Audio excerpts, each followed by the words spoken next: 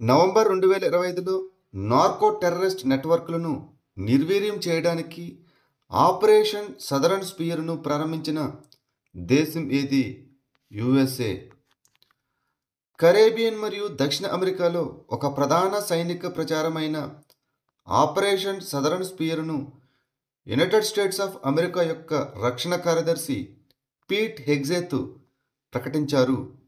ఈ operation narco టెర్రరిస్టులను లక్ష్యంగా చేసుకుంటుంది. యుఎస్ఏ మాతృభూమిని రక్షించడం, ఈ ప్రాంతం నుండి నార్కో టెర్రరిస్టులను తొలగించడం మరియు యుఎస్ఏకు కొకైన్ సరఫరా చేసే మాదక ద్రవ్యాల అక్రమ రవాణా నెట్వర్క్లను అంతరాయం చేయడం దీని యొక్క లక్ష్యం. గ్లోబల్ ఎనర్జీ లీడర్స్ సమ్మిట్ 2025కి ఆతిథ్యం ఇచ్చే రాష్ట్రం ఏది? ఒడిశా. ఒడిశా డిసెంబర్ 5 నుండి 7 వరకు పూరిలో గ్లోబల్ ఎనర్జీ లీడర్స్ సమ్మిట్ 2025ను నిర్వహిస్తుంది. ఈ శిఖరాగ్ర సమావేశం ప్రధానమంత్రి నరేంద్ర మోదీ యొక్క స్థిరత్వం, సహకార సమాఖ్యవాదం మరియు నెట్ జీరో 2070 దార్శనికతకు మద్దతిస్తుంది. శక్తివంతమైన భారతదేశం, సమృద్ధి, సమతుల్యత, ఆవిష్కరణ అనేది దీని యొక్క థీమ్. అనగా powering India, sufficiency, balance and innovation. November 2025లో సిక్కిం నుండి వచ్చిన ఏ 2 సాంప్రదాయ లెప్చా సంగీత వాయిద్యాలు భౌగోళిక సూచిక ట్యాగ్ను జీ ట్యాగ్ను అందుకున్నాయి? తుంగ్బుక్ మరియు పుంగ్టాంగ్ పులిట్. భారత ప్రభుత్వం 2 సాంప్రదాయ లెప్చా సంగీత వాయిద్యాలకు భౌగోళిక సూచిక రిజిస్ట్రేషన్ను మంజూరు చేసింది. అవి తుంగ్బుక్ మరియు పుంగ్టాంగ్ పులిట్. తుంగ్బుక్ అనేది 3 తీగల వాయిద్యం మరియు పుంగ్టాంగ్ పులిట్ అనేది వెదురు వేణువు. ఇది లెప్చా జానపద సంగీతం మరియు ఆధ్యాత్మికతకు కేంద్రంగా ఉంది. 2025 బీహార్ అసెంబ్లీ ఎన్నికల్లో ఏ పార్టీ అతిపెద్ద పార్టీగా అవతరించింది? బీజేపీ. 2025 బీహార్ అసెంబ్లీ ఎన్నికల్లో భారతీయ జనతా పార్టీ బీజేపీ ఏకైక అతిపెద్ద పార్టీగా అవతరించింది. 243 సభ్యుల అసెంబ్లీలో 89 సీట్లను గెలుచుకుంది. నవంబర్ 14, 2025న ప్రకటించిన ఫలితాల్లో నేషనల్ డెమోక్రటిక్ అలయన్స్ ఎన్డీఏ మొత్తం 202 సీట్లతో అఖండ విజయాన్ని సాధించింది. మెజారిటీకి అవసరమైన 122 సీట్లను సులభంగా అధిగమించింది. ఇక రెండవ పార్టీ వచ్చేసి జనతాదళ్ యునైటెడ్ జేడీయూ పార్టీ 85 సీట్లను గెలుచుకుంది. 2026 జాతీయ ఇండోర్ అథ్లెటిక్స్ ఛాంపియన్షిప్లకు ఆతిథ్యం ఇచ్చే నగరం ఏది? భువనేశ్వర్. భువనేశ్వర్లోని కళింగ స్టేడియం జనవరి 2026లో మొట్టమొదటి జాతీయ ఇండోర్ అథ్లెటిక్స్ ఛాంపియన్షిప్లను నిర్వహిస్తుంది. Athletics Federation of India pole vault అనగా పురుషులు మరియు మహిళలకు ఇద్దరికి, అదేవిధంగా హెప్టాథ్లాన్ ఓన్లీ పురుషులకు వంటి ఇండోర్ ఈవెంట్లను ప్రవేశపెట్టాలని యోచిస్తున్నది. పురుషుల ఇండోర్ హెప్టాథ్లాన్లో 7 ఈవెంట్లు ఉంటాయి. అవి 60 మీటర్లు, లాంగ్ జంపు, షార్ట్ పుట్టు, హై జంపు, 60 మీటర్ల హార్డెల్స్, పోల్ వాల్ట్ మరియు 1000 మీటర్లు. బృందావని వస్త్రం ఏ భారతీయ రాష్ట్రంతో సంబంధం కలిగి ఉంది? అస్సాం.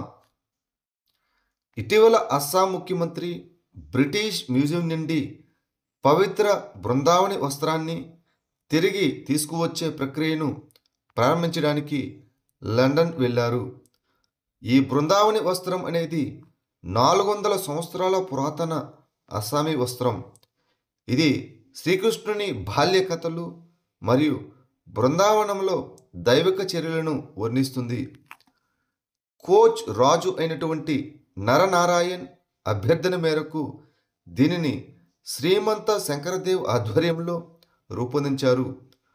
అహోం రాజ్యం లక్ష్యంగా చేసుకున్నప్పుడు నర నారాయణ్ శంకరదేవుడికి ఆశ్రయం కల్పించాడు.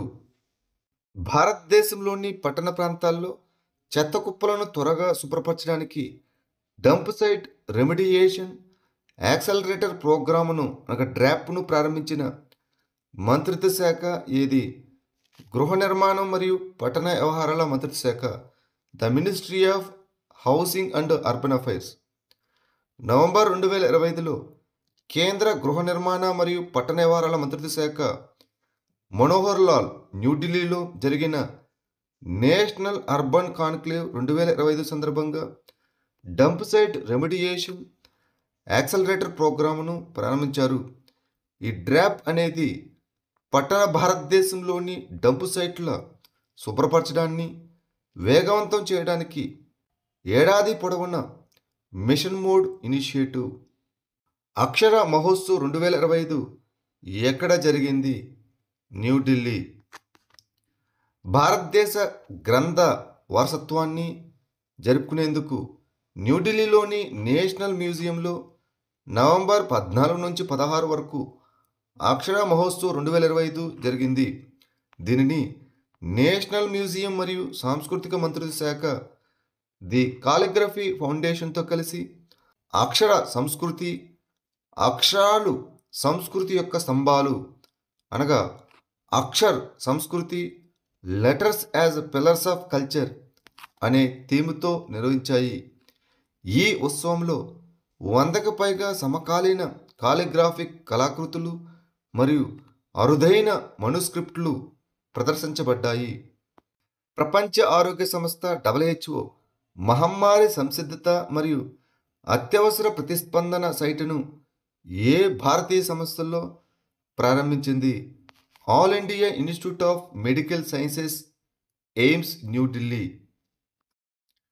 ప్రపంచ ఆరోగ్య సంస్థ న్యూఢిల్లీలోని all India institute of medical సైన్సెస్లో దాని మహమ్మారి సంసిద్ధత మరియు అత్యవసర ప్రతిస్పందన సైటును ప్రారంభించింది.